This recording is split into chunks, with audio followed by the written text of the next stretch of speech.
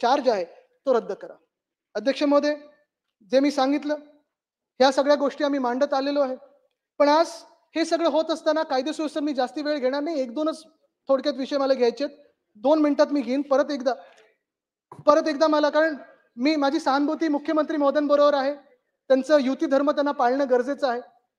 त्यांचं मी पहिलंच सांगितलं होतं की अभिनंदन करायचं ते ह्या गोष्टीसाठी करायचं की ज्या लोकांसोबत ते बसलेत, जे बाकीच्या गटांमध्ये आहेत, चड्डी बनियन गँग, ते काय करतात? त्याच्यात एक गोष्टी आहे.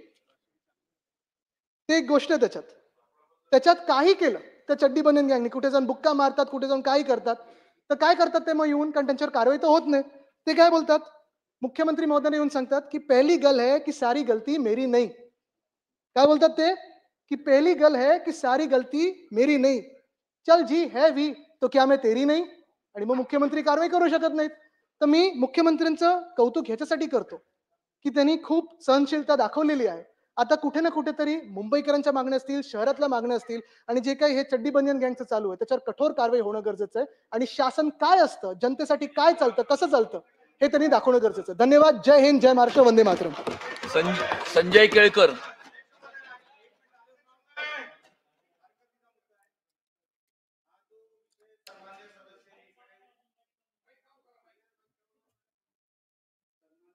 त्यांनी हे जे काही शब्द वापरलेत, नेमकं कोणावर कारवाई व्हावी, नेमकं त्यांची चड्डी कोण, त्यांची बनियान कोण, एकदा त्यांनी सांगावं ना.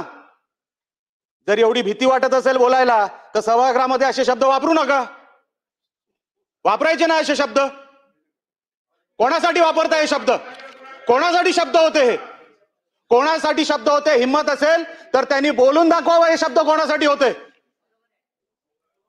उगाच काही चाललंय, उगाच टीका करायची म्हणून काही का. आम्ही साहेब अरे 1 तासापासून ऐकतोय, काय बोललो नाही.